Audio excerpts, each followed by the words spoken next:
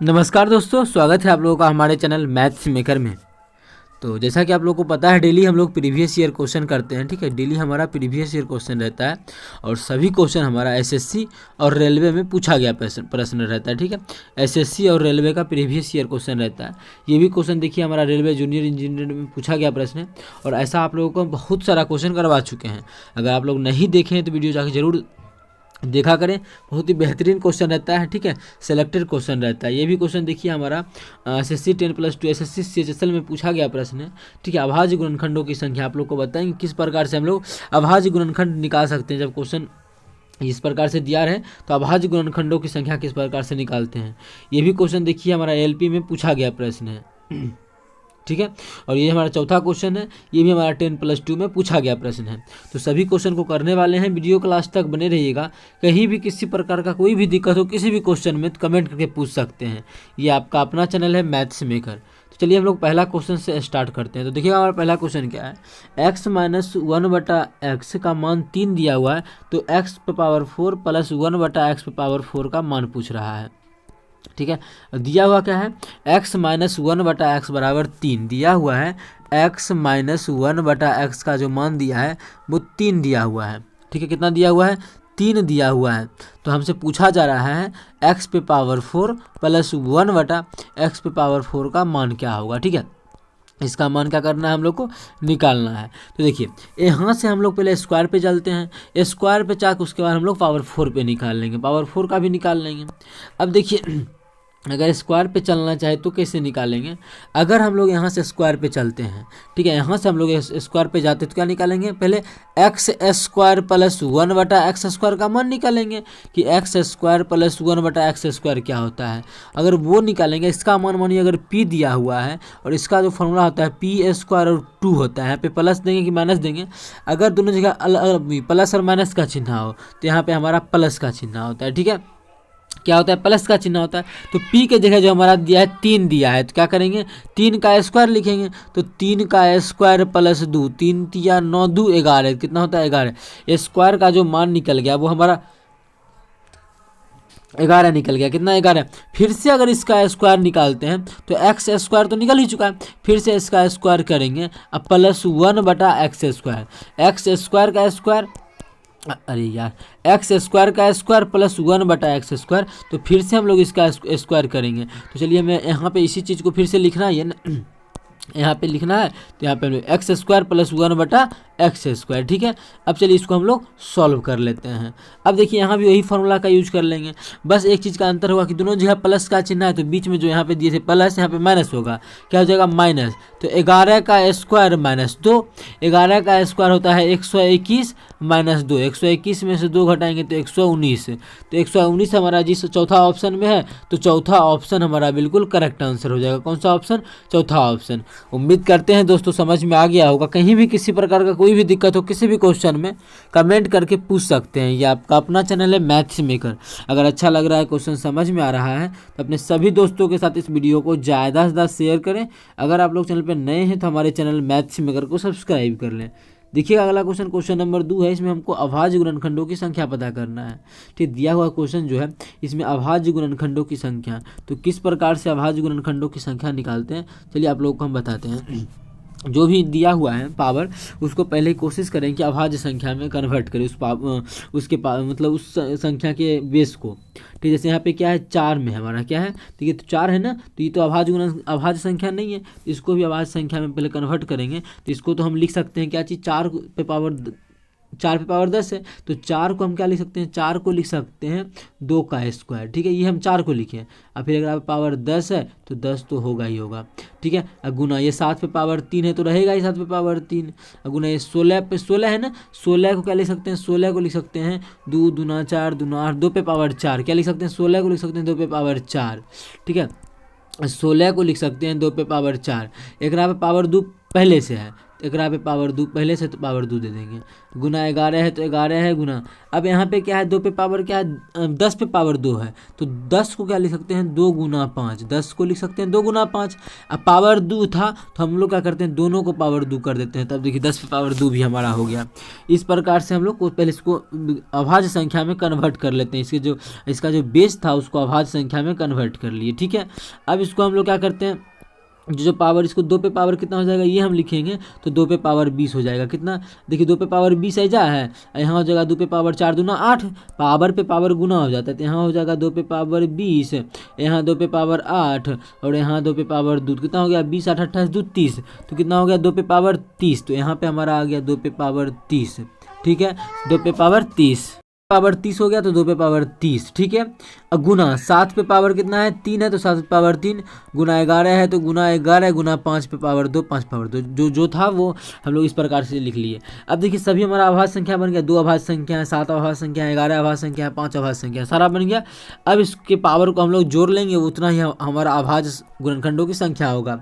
30 3 33, 33 1 34, 34 2 34 और 2 जो होता है 36 होता है, ठीक है। तो इसमें अभाज्य गुणनखंडों की संख्या जो हो जाएगा वो हमारा 36 हो जाएगा, जो कि हमारा तीसरा ऑप्शन है, तो तीसरा ऑप्शन हमारा बिल्कुल करेक्ट आंसर हो जाएगा। उम्मीद करते हैं दोस्तों समझ में आ गया होगा। कहीं भी किसी प्रकार का कोई भी दिक्कत हो किसी भी क्वेश्चन में तो कमेंट करके पूछ सकते हैं। ये आपका अपना चैनल है मैथ्स मेकर, ठीक है। उम्मीद करते हैं समझ में आ गया होगा। कहीं भी किसी प्रकार का कोई भी दिक्कत हो किसी भी क्वेश्चन में कमेंट करके पूछ सकते हैं। चलिए अगला क्वेश्चन करते हैं, क्वेश्चन नंबर 3। देखिएगा हमारा क्वेश्चन नंबर 3 क्या है, ये असिस्टेंट लोको पायलट में पूछा गया प्रश्न है, ठीक है। इसका हमको योगफल निकालना है, ठीक है, ये सभी को जोड़ना है। तो चलिए जोड़ने का तरीका जो सिंपल सा है उसी का यूज कर लेते हैं, क्योंकि छोटा सा ही क्वेश्चन है। नहीं तो चाहें तो डिजिटल सम लगा के भी जोड़ सकते हैं। अगर जोड़े तो यहाँ पे कितना है 223 है, ये 234 है तो 234, ठीक है। अच्छा चाहें 0.0 तो दे ही सकते हैं, अपने मन जितना मन करे उतना दे सकते हैं। ये क्या है 23.4, तो दशमलव के सामने दशमलव, उस पार में हमारा दशमलव के सामने दशमलव, इस पार में 4 है और इस पार में हमारा 23 है तो 23। आगे क्या है 2.34, तो लिख देते हैं 2.3 और 4। फिर आगे क्या है 0.234, ठीक है। फिर हमारा क्या है, फिर ये देखिए 0.0234, 0.0234, बस सभी को जोड़ देंगे हम लोग का आंसर मिल जाएगा।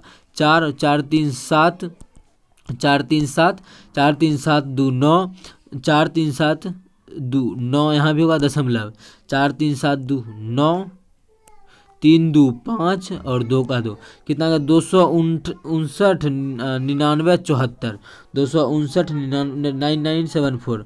तो दूसरा ऑप्शन में ही था, तो दूसरा ऑप्शन हमारा बिल्कुल करेक्ट आंसर हो जाएगा। कौन सा ऑप्शन, दूसरा ऑप्शन। उम्मीद करते हैं दोस्तों समझ में आ गया होगा। डेली हमारे चैनल पे सुबह के 6 बजे और शाम के 7 बजे एसएससी और रेलवे का प्रीवियस ईयर क्वेश्चन रहता है, ठीक है। एसएससी और रेलवे का प्रीवियस ईयर क्वेश्चन रहता है, आप लोग देख सकते हैं। कहीं भी किसी प्रकार का कोई भी दिक्कत हो किसी भी क्वेश्चन में कमेंट करके पूछ सकते हैं। ये आपका अपना चैनल है मैथ्स मेकर। अगर अच्छा लगता है क्वेश्चन समझ में आता है तो अपने सभी दोस्तों के साथ इस वीडियो को ज़्यादा से ज़्यादा शेयर करें। अगर आप लोग चैनल पर नए हैं तो हमारे चैनल मैथ्स मेकर को सब्सक्राइब कर लें। चलिए अगला क्वेश्चन करते हैं, क्वेश्चन नंबर 4। देखिएगा क्वेश्चन नंबर 4 क्या है, जो कि हमारा CHSL में पूछा गया प्रश्न है, ठीक है। अगला क्वेश्चन देखिएगा क्या है, √20, ठीक है, √20 है। अच्छा √20 को क्या लिख सकते हैं हम लोग, देखिए 20 है तो 20 को अगर तोड़ के देखें तो 2, इस प्रकार से नहीं डायरेक्ट लिखते हैं। क्या √20 है तो 20 को लिख सकते हैं 4 गुना 5। इसका मतलब है कि 4 का वर्गमूल क्या होता है 2 √5। 20 को हम लोग लिख सकते हैं 2 √5। इसी प्रकार से अभी जितना भी दिया हुआ है सभी को हम लोग आगे बढ़ा के लिखते हैं, ठीक है। तो 20 को लिख सकते हैं क्या चीज़ 2 √5, तो 2 √5। अब आगे जो हमारा दिया हुआ क्या है 12 है, तो 12 को 4 तिया 12, इसका मतलब है इसको लिख सकते हैं 2 √3, 4 तिया 12। फिर क्या है 729 का क्या है क्यूब है, क्यूब का मतलब घनमूल होता है, तो घनमूल निकालना है 729 का। तो हम लोग जानते हैं ये जो प्लस है 729 किसका घनमूल होता है 9 का होता है, तो इसका घनमूल 9 का जो घन होता है वो 729 होता है, तो 729 का जो घनमूल होगा वो हमारा कितना 9 हो जाएगा, तो 9, ठीक है। अब माइनस ये माइनस ये है और माइनस ये, यही दोनों को करना है। 81 का वर्गमूल यहाँ पे निकालना है, ठीक है। एक माइनस था तो माइनस ये इसको भी हटाते हैं, इस माइनस को भी हटाते हैं। हमको क्या है -81, तो माइनस दे दिए। और 81 का वर्गमूल क्या होता है, 81 का वर्गमूल होता है 9, तो -9। उसके बाद हम लोग क्या करते हैं, इसका आप लिख देते हैं यहाँ पे, इसका हम लोग सॉल्व करके यहाँ लिख देते हैं, आसानी हो जाएगा। ठीक है, अब ये जो दिया है इसका क्या लिखे, 4 बटा क्या है, ये जो दिया हुआ है 4 बटा √5 माइनस √3 क्या है, 4 बटा √5 माइनस √3। तो इसको कैसे सॉल्व करें, यही चीज़ है ना, 4 बटा √5 माइनस √3। तो इसका करते हैं रेशनलाइजेशन। ठीक है, हर का परिमेयकरण करते हैं, करेंगे तो हो जाएगा हमारा √5 माइनस √3 डिवाइडेड बाय √5 माइनस √3। ठीक है, माइनस √3। ऊपर का को सॉल्व करेंगे तो क्या हो जाएगा, 4 इंटू √5 माइनस √3 डिवाइडेड बाय नीचे में हो जाएगा, देखिए ये क्या है। अब देखिए परिमेयकरण कैसे करते हैं, नीचे में जो भी है उसके अपोजिट साइन से गुना भाग करते हैं। तो यहाँ पे माइनस था तो हम लोग गुना भाग करेंगे, यहाँ पे प्लस हो जाएगा और यहाँ पे भी प्लस हो जाएगा। प्लस तो यहाँ पे होगा क्योंकि यहाँ पे अगर माइनस आता है यहाँ पे प्लस से गुना भाग करेंगे, गुना से भी प्लस से, भाग भी प्लस से। अगर यहाँ पे माइनस रहता, प्लस रहता तो गुना भी करते हैं माइनस से, मतलब अपोजिट साइन से करते हैं। प्लस रहता है तो माइनस से गुना भाग करते हैं, माइनस रहता है तो प्लस से। अब देखिए ये दोनों को गुना करेंगे तो क्या हो जाएगा, a प्लस बी, एक बार माइनस प्लस माइनस में है, एक बार क्या है प्लस में है, तो a minus b into a plus b क्या हो जाएगा, a square minus b square. A square का बोले तो √5 का स्क्वायर कितना हो जाएगा, √5 का स्क्वायर 5 माइनस बी स्क्वायर √3 का स्क्वायर 3।